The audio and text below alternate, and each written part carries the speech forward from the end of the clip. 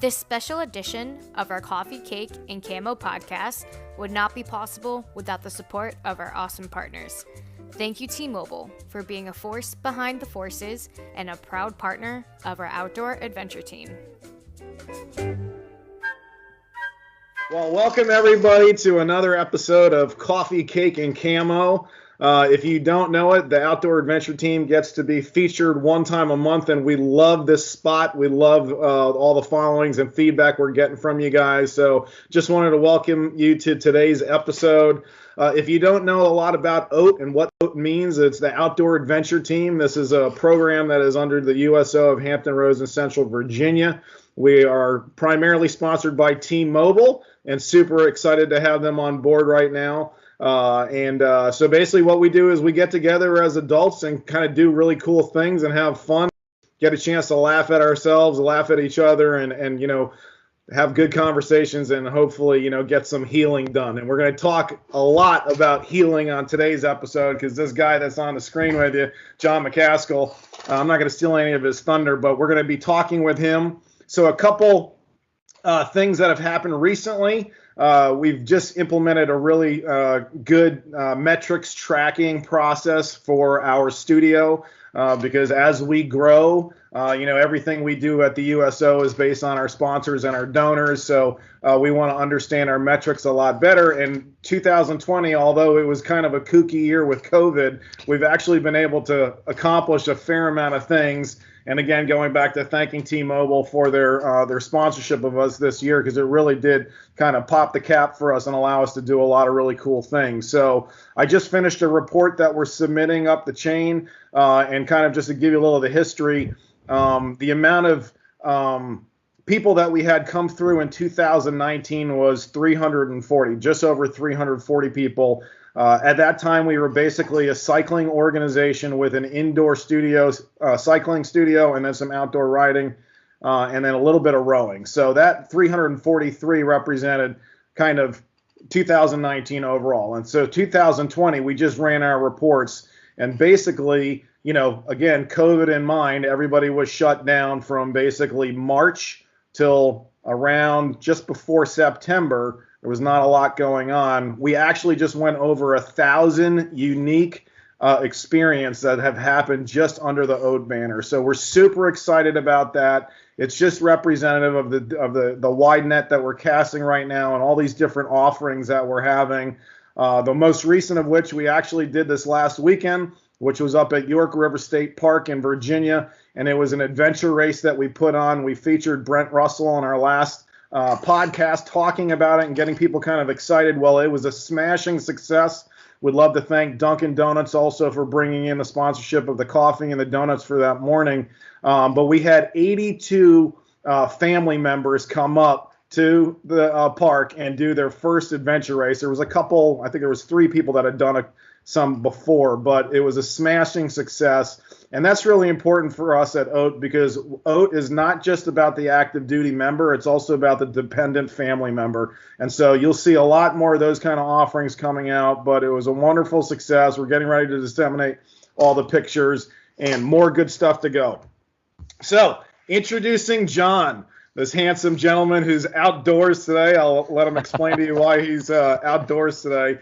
But I've known John a very, very long time. He's an incredible heart, an incredible soul, and is doing amazing stuff with his company called Veteran Path. So I just want to read off a little bit about him and that I took off his LinkedIn, and we'll connect you guys with his links for his website and his LinkedIn underneath the recording here so you can reach out and find out a little bit more. But basically, after almost 24 years as both an enlisted sailor and a commissioned U.S. Navy SEAL officer, he retired from the military. His journey has been a wild ride, and things did not go quite as planned, but they definitely worked out for the best, which I love that statement. It's all about setting a proper sail, right, John? That's right. That's right. So he's been blessed to serve. Huh? Getting ready for Plan B. That's right. That's right. So he's been blessed to serve with some of the greatest men and women in the world. He's seen some of the places and done things that most only read or dream about, and he's honorably served his country and defended his fellow Americans. He is now the Deputy Executive Director for Veterans Path, a nonprofit helping veterans rediscover meaning, purpose, and joy through mindfulness, meditation, and a safe community. If you're a transitioning service member, veteran, or someone looking to help transition service members or veterans, please connect with him. I'll leave it there because I want you to tell your story from your heart. And, if you want to add anything about your bio, your family, I don't typically dig into that, but feel free. Welcome to the call on the show. We're super excited to be chatting with you today. Hey, thanks, brother. I'm super excited to be here with you guys and share both a little bit about my past, but more importantly about what it is I'm doing now and what Veterans Path is doing now, and hopefully how and Veterans Path can partner together. So thanks for having me. Yeah, absolutely. And I will explain why I'm outside. My family was exposed to COVID, and we're on quarantine. And, there's zero connectivity at my house, so I found a park in the middle of nowhere. But there is connectivity here. Funny enough, there's more connectivity here than there is in my house out in the country. So I've come here rather than going to a Starbucks or into work, and hopefully the message will still come across clearly, and it won't get too broken up by the wind or any of the other surrounding noise. So thanks for bearing with me and being flexible with my schedule today too. I sincerely appreciate that. Absolutely. So let's talk about your story. Let's go whatever direction you want to go with it. Yeah. Well, shoot. To start, I guess a little foundational support for the story.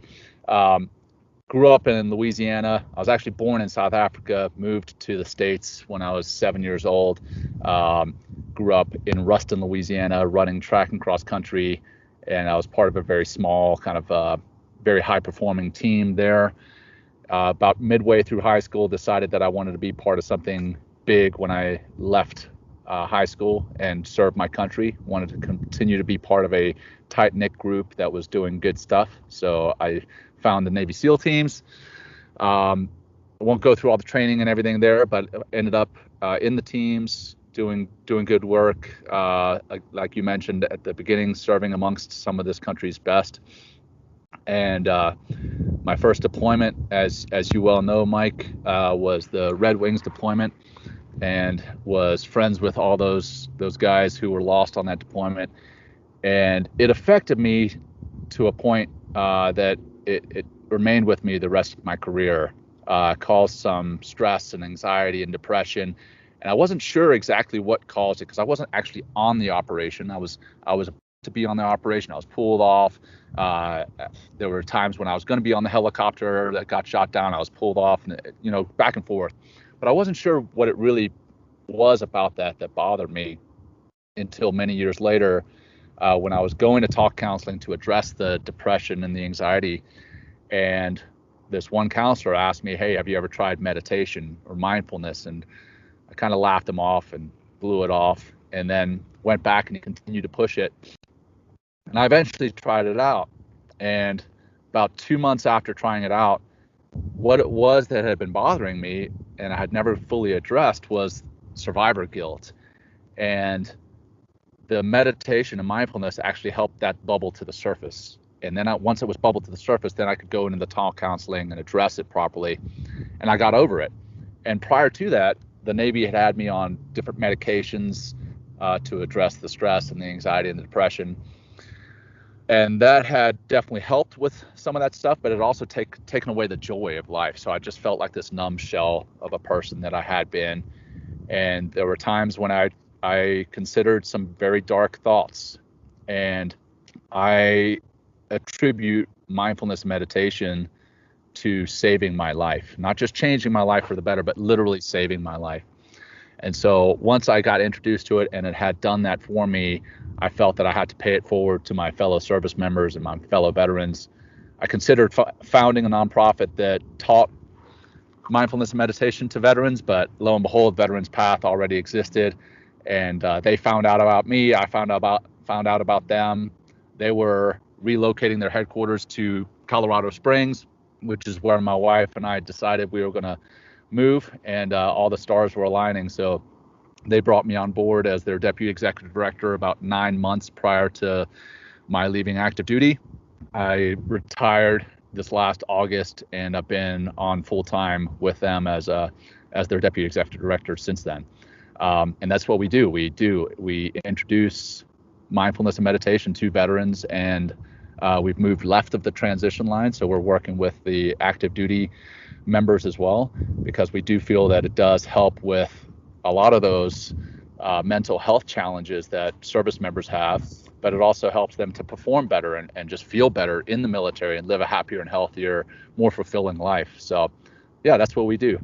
Yeah. So that's awesome. And I mean, so the way you reacted in the beginning to mindfulness and meditation is probably like just being completely transparent where I am with it right now. Right. And so like what's really funny is, you know how sometimes like your things get revealed to you over time. And I feel like I'm like peeling back those layers of these onions and wondering why I didn't start on this like 10 years ago, or, because like, so, Bob is very into this, Jackie, and Jackie's part of, OAT now and doing great stuff there. And like, I'm having like these slow reveals of like all these collateral benefits, because I do think for most people, I mean, there's not a lot of people that if they said they were going to, write down the top 10 things about a Navy SEAL, whether it's an officer in a list, I don't think, mindfulness or yoga or meditation will ever fall on those lists, right? And now I'm realizing though how many guys and gals are doing that, and how beneficial it is. So like, how did you in the beginning work through, like, I'm sure you had some kind of a natural apprehension, or it's like, oh my gosh, I'll never slow my mind down. It's like the first time I did a float tank session, I could not relax. Like my brain was just firing like nonstop. And you know what kind of personality I have. So like, how did you tackle that? And like, how can someone who's listening who might want to try it, find comfort in the fact that you can kind of come to grips with it? Yeah, completely. Great question, Mike. Yeah, when that guy introduced it to me initially and he said, hey, practice mindfulness and meditation, I think he realized right off the bat that he had made a mistake by presenting it that way, because I did. I was like, what? That's for sissies. It's for wimps, and all this negative connotation that you kind of mentioned. And I was like, that's not for me. Although now I know that it was. A few weeks later, when I went back to him, he couched it in a completely different way. He's like, hey, try something out that's going to really improve your performance. And as a type A personality and as a SEAL, we're always looking for an edge over our enemies or over our fellow SEALs. We always want to perform better. And that's what sold it to me. And I was like, okay, yeah, I'll try this out. And he showed me some very high performing individuals who were doing it. He showed me the data and the physiology behind it, and I'm kind of a data and a science nerd, so I was like, okay, yeah, it's not just this flowery thing that's kind of like snake oil. It actually does work. There's some science behind it. Let me try it out. And that's what changed me, changed my perspective on it. And then I did sit down and I was like, okay, I'm going to try this out. And I just downloaded a very simple app. It's called Insight Timer. I mean, there's tons of them, and one is better than the other, and I don't know. It depends on your personality, which one you prefer. But there's tons of different apps on there, on the App Store or whatever phone you have. But I downloaded Insight Timer, and I started with a very simple meditation. I was like, okay, 15 minutes. I can do 15 minutes, no problem. And I was wrong. Okay, I can't meditate. And then I found some very short meditations, 2-3 minute ones, and I tried those out, and I was able to make it through those. And I kind of started small and worked my way up to 15 minutes, and then I worked my way up to an hour. And sometimes I do a half hour, sometimes I do all the way up to an hour. But now my normal practice is 15 minutes in the morning and 15 minutes after lunch, and that's what has really set my mind right in the morning to go about my day. And then after lunch, when I'm kind of starting to feel that afternoon slump, and start thinking, hey, I need another cup of coffee, that meditation is as good as a nap. That 15 minutes is as good as a nap. Physiologically, it's as good as a nap, truly. And then mentally, it makes me feel more alert through the rest of the day, and then able to get through. But so can I pause you right there? Yeah, please, man. Yeah, please. So you just brought up something that was very interesting. Like, I think it was on my first deployment when we came back, we went to the SEAL reunion, and at that time, this is like 2000, yeah, it was 2001 basically. And that year, back at that time, we had a lot of Vietnam era SEALs that were still there. And I was like, I thought I was drinking too much. I thought I was misunderstanding what this guy was talking about. But one of the things that he talked about was actually doing meditation when he was on ops. So like, when you get to a perimeter and you halt, and everybody's exhausted, like he said, like when he wasn't on security, he would do this like 5-minute ritual that he would do. And it literally was like he had just slept for like an hour, and it was amazing. And he was super charged up again. And at that time I was like looking at my beer. I was like, okay, I must have misunderstood him. But so you've really had that kind of an energy increase from it too. Oh yeah, 100%. I mean, Wow. It's not like I still fully believe in, a good night's rest. I'm not saying, hey, you can go on 4 hours of sleep forever. But yeah, if I'm starting to feel that afternoon slump, that 15 minutes of just resting my mind and resting my body and not going to sleep, you still get the recovery. You still get that kind of that jolt and get ready to tackle the rest of the day. And I want to hit on that guy's method there. You remember when we were teaching land warfare and everything else, when we would go out on these training ops, first thing you'd do when you would get out of the helo van, right, or the helo truck, is you do your SILs, your stop, look, listen, smell, and that's paying attention to your surroundings, allowing your body to adjust to your surroundings. That's what mindfulness is. You may not be meditating per se, but you're paying attention to your surroundings in the here, in the now. You're paying attention to the sounds, paying attention to the physical sensations of your body. You're paying attention to your breathing. That's mindfulness. And little did we know we were practicing it on every single op. Right. And nobody called it that, right? if they told you to get off the helo truck or get out of the helicopter in a real world operation and practice mindfulness, you'd be like, whatever, fruitcake. Yeah. But yeah, that's what we were doing, man. Yeah, that's awesome.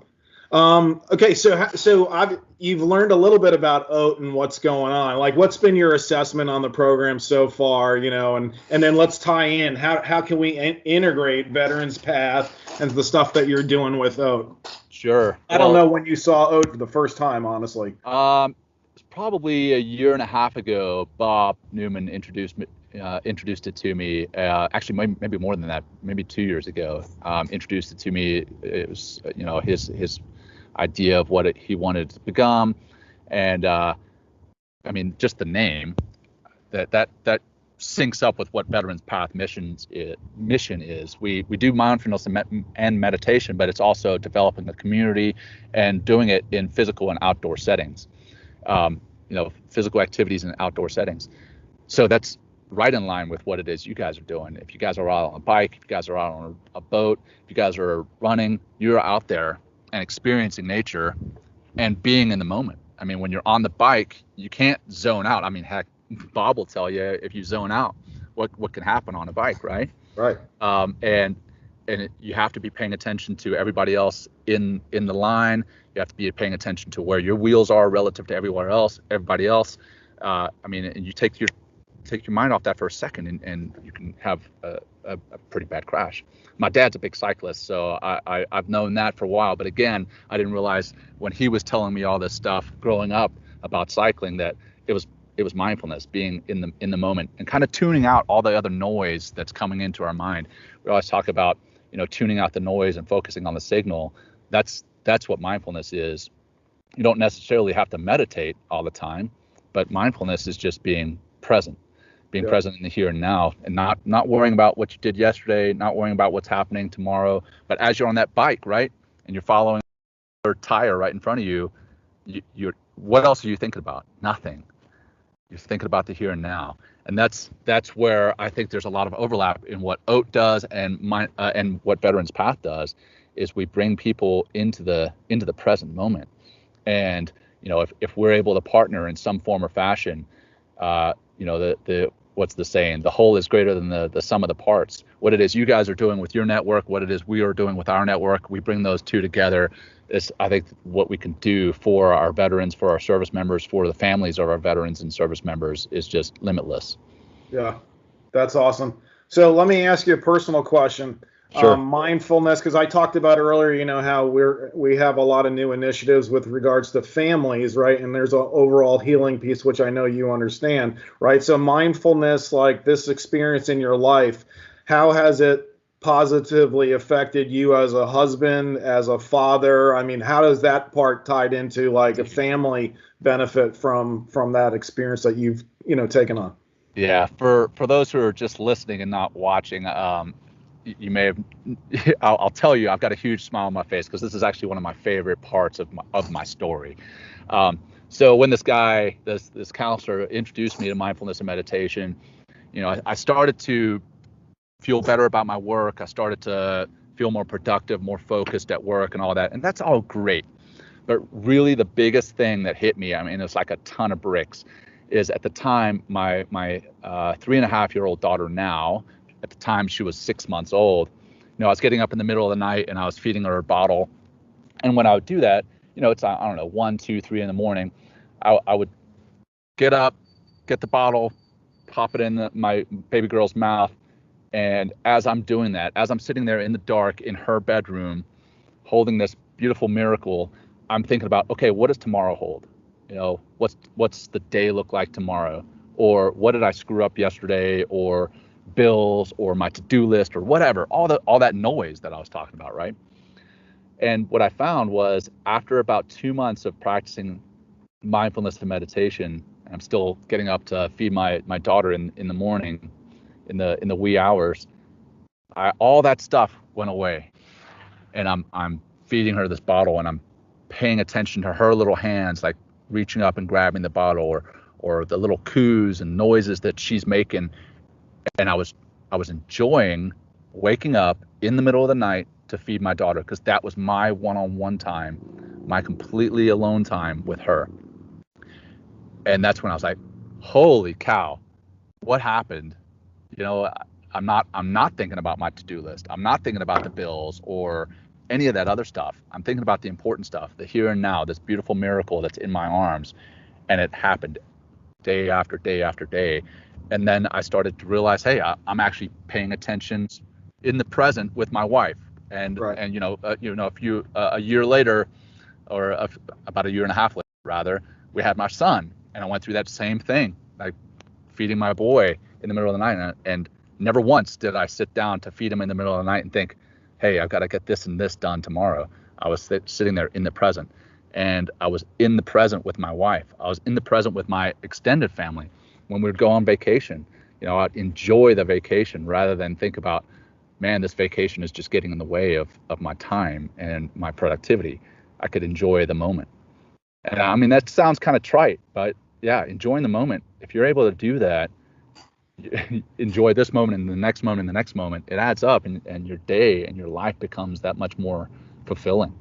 Well, and then the dividends on the return that you're going to get from the kids and the spouse over time. Like, I think that's a conversation that a lot of people will get benefit from. I mean, I'm an entrepreneur, you're an entrepreneur. We can stay very busy. We can stay very focused on targets and stuff like that. But the ability to slow down and remember, it's important to be present with your kids. It's important to be present with your dog. It's important. Like, there's like a healthy benefit to that. And it's funny because while you were telling that story, I was thinking, when I retired in 2013, the first thing I said to myself is, okay, Michael needs to go figure out who he really is right now. Right. Because I said when I came in, I said, I'm going to embrace this community all I can, but it's not going to define me. I was a person before I came in, and I was a person that came out. And then the second part was, I said, I got to go learn how to talk to people, because I knew I was going to end up in business, and I knew I was going to do corporate America. I was like, I'm not talking like a chief in the teams, right? Like, so I went on this path, down the John Maxwell path. And so basically I got certified to become a speaker, trainer, coach. Nice. The long story short of why I'm bringing it up is, probably had I invested in this type of stuff at that moment, I would be even more fulfilled today, because learning how to speak is nothing, right? Like, it's a process, just like learning how to shoot, learning how to do anything. It's a process, right? And we all can learn it. But the thing is, like, that's why I'm really excited that now you're back in my life, Jackie's in our life, and we're seeing people go through these transformations. and doing these things that are really going to pay these long-term benefits. And I'm like, okay, I'm 50, I'm about to be 51. I'm just figuring out that this stuff exists, which has existed for hundreds of years. And, just because whatever, the environment, I just never tried it before. It's like, this is something that for the listeners and people, like, I want you guys to reach out if any of this is making sense to John, and find out more about this, because this is so vital to our overall health and well-being. And really, that's like the core pillar of OAT. It's great. Community full, my background in the military, regardless of your job, typically love to do these crazy workouts because they want to get rid of like the stress and they get some good release through it. But until we really start focusing on this side of our body, which ties and is connected with so many aspects of our character, our whatever, our productivity, all of that, this is, worth tapping into and learning more about. So absolutely. Yeah. Well, super excited that we have the opportunity to introduce you to our listeners. Definitely want to be able to keep this conversation going. Actually, one other question that you have. Sure. So obviously, again, you're an entrepreneur. I'm an entrepreneur. We both run, big things. And this year has caused a lot of changes, right? So like Veterans Path, prior to COVID, I'm sure you guys pivoted just like everybody else. Like, how have you been able to, keep engaging with people with your services? So, and then what does it look like? If I want to get involved with Veterans Pass, tell us how we do that. Yeah, great. Thanks for that opportunity for the plug, man. We did a huge pivot. We were doing in-person retreats that varied between 1 day and 5 days, and then one that was where you do 5 days in person, then you're online for a couple months, and then you come back for a few days in person again. That's called our Anchor program. And Jackie's actually done that online, which was one of our pivots. Was we converted the 1 day and the Anchor program into online programs. That was something that we were looking at doing down the road, but COVID really accelerated that. And luckily, we've partnered with a couple of other organizations. One called eMindful. That's a online mindfulness and meditation platform where we can do classes. They're live, but they're virtual. And then we've also partnered with the Deepak Chopra Foundation. He's a big name in the mindfulness and meditation space, and they have brought more ability to bring what it is we're doing into the virtual space. So right now with COVID, we're exclusively virtual with eMindful and with Chopra Foundation, and hopefully in the coming months, back when it starts warming up and hopefully the COVID vaccine is introduced and everything starts getting back to hopefully some sense of normalcy, we'll be doing in-person retreats again, but we'll also keep that online stuff going because we realize that it's at least scalable. It's not as intimate. Intimate is the word probably that I'll use, but it's certainly we can bring it to so many more people. They can do it in their homes. And what we found was when we did it online with eMindful, there's no picture of the person who was doing the class. Besides, like the teacher, there's a picture of, but not the student. And so the student can be completely anonymous. So people who are like, hey, I'll try out mindfulness and meditation, or, I'm not 100% sold on it, let me try it out. We found that people are more willing to actually do some of the online stuff than they are the in-person retreats because of that anonymity. So yeah, it's pretty amazing what COVID has done in that respect. Sure, it's an awful disease, but in some ways it's been a blessing to some organizations and some people, and that we can bring this to them. As far as finding out more about us, we're on all the different social medias. Veterans Path, veterans with a plural, or I'm sorry, possessive S, so veteran '(S) path. Or you can find us online, veteranspath.org. That's where we are on our website. And yeah, we're continuing to grow and scale what we're doing both virtually and hopefully again we'll be doing in-person retreats again soon. That's awesome. Well, we're glad that we had some time with you today, and we thank you greatly. Thank you, Mike. And I know there's a lot of good stuff to come for those of you listening or watching. We're planning our first retreat for the springtime. We're hoping by then everybody's going back to normal and being able to get out and about. So John's going to be part of that. We've got like some of the other people we mentioned today. Jackie's going to be part of that, and we really got some great stuff. And this is really valuable, incredible stuff to pay attention to and learn about in life. So thank you, John, so much for hopping on with us Thank you today. And again, we'll put your links down below so everybody can click on it and reach out. Keep us aware how we can help as well. And just excited to do this with you. So absolutely, brother. Yeah. So that's it for our podcast today, guys. We want to thank you guys for joining us again. We want to thank one more time T-Mobile for coming on board this year and really helping us create some traction and get some new offerings launched. If you do want to find out more information about the Outdoor Adventure Team, you can go to the USO website and follow down under the programs. Most of our information is promoted through our Instagram account. So just look for the USO Hampton Road, Central Virginia OAT Outdoor Adventure Team. There's a link tree link there too, where you can go to all of our different platforms. And we look forward to seeing you. So we're growing. We're excited to end this awesome year of 2020 strong. And we thank you. We're here for you. Everybody have a great day. Take care. For more episodes like these, search Coffee Cake Camo on podcasts, Podbean, or YouTube. Also use the hashtag CoffeeCakeCamo to tell us what you thought of this latest episode and share a topic that could be featured on the next one.